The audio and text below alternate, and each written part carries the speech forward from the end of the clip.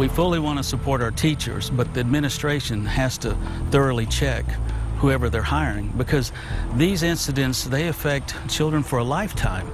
Last night on KXAN News at 10, we explored the case of Christopher Cotton, a Central Texas coach and teacher now facing criminal charges for inappropriate behavior with a student. He bounced from district to district to district, with school officials failing to fully check his questionable background by asking for his personnel records. What's more, KXAN investigator Brian Collister discovered some school districts are hiding negative information from future employers, meaning some bad teachers could still end up in your child's classroom.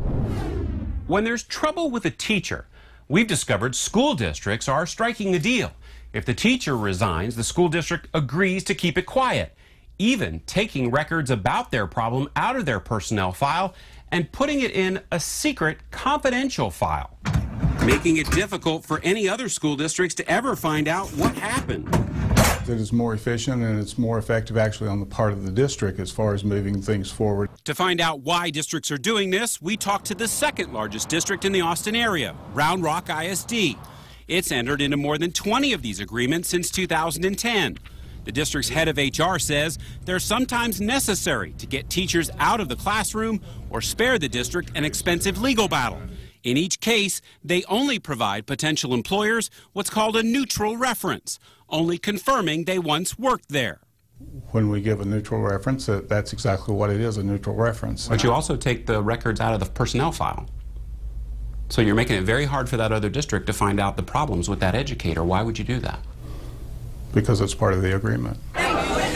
We discovered every school district across Central Texas is using these agreements, including San Marcos ISD, which fired a principal for misconduct. Pflugerville ISD fired a teacher not making the grade in the classroom. And Round Rock ISD fired a teacher who hit a student. All of those kept quiet. And many of those teachers can now be working in new districts. If a school district does their due diligence and they ask for a personnel file and you've taken the records out of the personnel file, doesn't that sort of make it hard for them to find out what the problem is with that teacher, if there is one? Not necessarily, but... It says it right here in the agreement. It's going to be in a confidential file. The intent is not to make it more difficult. The intent is to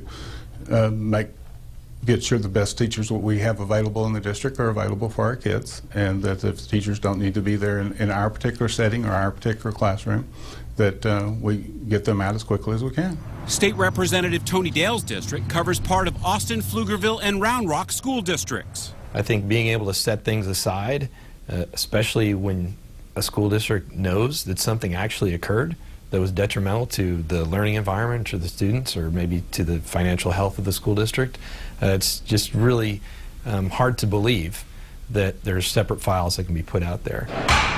This past legislative session, Dale helped strengthen types of misconduct districts are required to report to the state and police.